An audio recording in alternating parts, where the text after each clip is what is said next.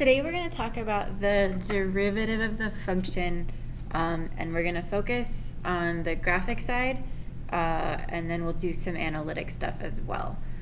So first we're going to graph the function. So if I wanted to graph y equals 1, that's just a horizontal line at 1.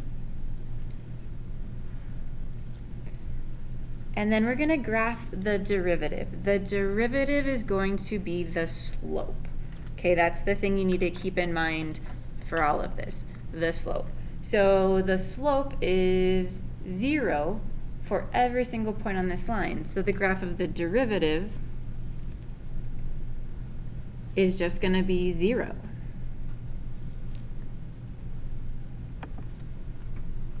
Absolute value of x looks like this.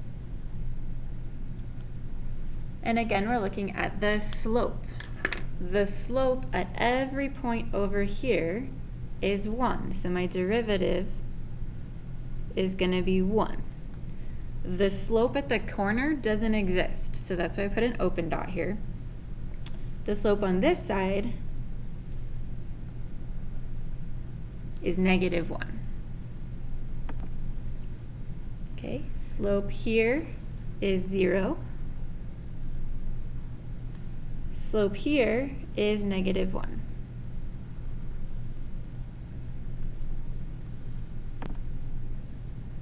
All right, so our next one, the slope is not just a constant.